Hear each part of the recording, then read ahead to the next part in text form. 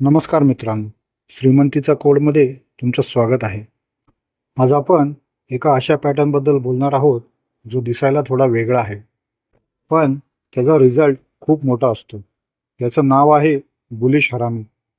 जपानी भाषेत हरामी म्हणजे प्रेग्नंट किंवा गर्भवती.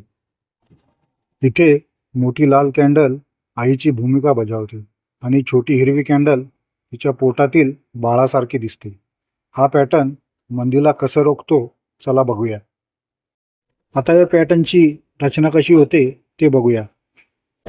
पहिली कॅन्डल एक मोठी बिअरिश कॅन्डल असते, जी दर्शवते की विक्रेते अजूनही वर्चस्व गाजवत आहेत. पण दुसरी कॅन्डल गॅप अप उघडते आणि पहिल्या कॅन्डलच्या बॉडीच्या 50% किंवा त्यापेक्षा कमी भागात बंद होते. लक्षात ठेवा, ही छोटी हिरवी कॅन्डल पहिल्या लाल कॅन्डलच्या रेंजच्या बाहेर जाता कामा नये. जणू काही मोठी लाल कॅन्डल या छोट्या कॅन्डलची आई आहे आणि तिने तिला आपल्या कुशीत घेतले. आता हा पॅटर्न बघून एंट्री कशी घेणार? जेव्हा मार्केट डाऊन ट्रेंडमध्ये असेल आणि एखाद्या सपोर्ट लेवलला तुम्हाला हा पॅटर्न तयार झालेला दिसेल, त्यावेळी जर पुढची कॅन्डल या लाल कॅन्डलच्या हायला तोडून वर क्लोज होईल, त्यावेळी आपण तिथे एंट्री घेऊ शकतो आणि लाल कॅन्डलचा लो आपला स्टॉप लॉस असेल. लक्षात ठेवा, हा पॅटर्न नेहमी सपोर्ट लेवललाच बनलेला पाहिजे. टाइम फ्रेम मित्रांनो, यात सुद्धा तुम्हाला आवडेल तशी टाइम फ्रेम वापरू शकता. पण लक्षात ठेवा, जेवढी मोठी टाइम फ्रेम तेवढा नफा जास्त होण्याचे चान्सेस असतात. मित्रांनो, एक एक्झाम्पल म्हणून मी तुमच्याबरोबर बजाज फायनान्स या कंपनीचा 1 डे टाइम फ्रेमचा एक चार्ट शेअर केला आहे. जवळजवळ जून महिन्याच्या सुरुवातीला या चार्टमध्ये बुलिश हरामी कॅन्डलस्टिक पॅटर्न तयार झालेला आहे आणि तिथून कसं मार्केट रिव्हर्स झालं हे तुम्ही पाहू शकता. मार्केटमध्ये मोठी तेजी सुरू असते आणि त्यावेळी प्रत्येकजण खरेदी करायला धावतो. तेव्हा सावध होण्याची वेळ असते, कारण शिखरावर आता एक मंदीचा सापळा रचला जातोय.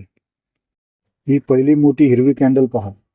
ही सांगते की मार्केटमध्ये अजूनही जोम आहे, पण ही फक्त वरवरची तेजी असू शकते. दुसऱ्या दिवशी एक छोटी लाल कॅन्डल तयार होते, जी पहिली हिरव्या कॅन्डलच्या बाहेर जाऊ शकत नाही. ही बिअरिश हरामीची जोडी सांगते की आता खरेदीदारांची दमछाक झाली आहे. जसा गाडीचा वेग घाट चढताना कमी होतो, तसाच मार्केटचा वेग इथे मंदावला आहे. आता यामागची सायकोलॉजी बघूया. तुम्हाला बिअरिश हरामीचा हा पॅटर्न एखाद्या महत्त्वाच्या रेजिस्टन्स लेवलवर बनलेला दिसला, तर समजून जा की आता मार्केटमध्ये प्रॉफिट बुकिंग सुरू होणार आहे आणि इथे नवीन खरेदी करणे धोक्याचे असू शकते. आता हा पॅटर्न बघून ट्रेड कसा घ्यायचा? जेव्हा एखाद्या रेजिस्टन्स लेवलला तुम्हाला हा पॅटर्न बनलेला दिसेल, त्यावेळी त्यांच्या पुढची कॅन्डल जेव्हा हिरव्या कॅन्डलचा लो तोडून खाली क्लोज होते, तिथे आपल्याला सेल एंट्री घ्यायची आहे आणि पहिल्या हिरव्या कॅन्डलच्या हायला आपण आपला स्टॉप लॉस लावायचा आहे. पण लक्षात ठेवा, हा पॅटर्न रेजिस्टन्स लेवललाच बनलेला पाहिजे. टाइम फ्रेम या पॅटर्नमध्ये सुद्धा तुम्हाला आवडेल त्यावेळेची टाइम फ्रेम वापरू शकता. पण लक्षात ठेवा, जेवढी टाइम फ्रेम मोठी, तेवढा तुमचा फायदा अधिक होण्याचे चान्सेस असतात. मित्रांनो, एक एक्झाम्पल म्हणून मी तुमच्याबरोबर अदानी एंटरप्राइजेस लिमिटेड या कंपनीचा 1 डे टाइम फ्रेमचा एक चार्ट शेअर केला आहे.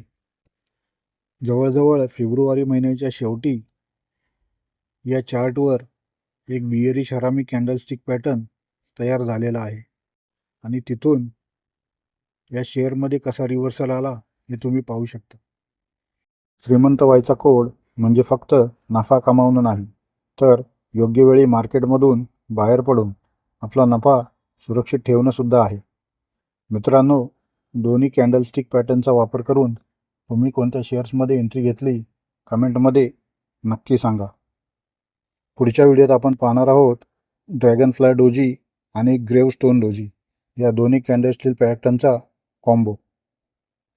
शेअर मार्केटच्या अशाच सखोल ज्ञानासाठी श्रीमंतीचा कोड चॅनलला आत्ताच लाईक, सबस्क्राईब आणि शेअर करा.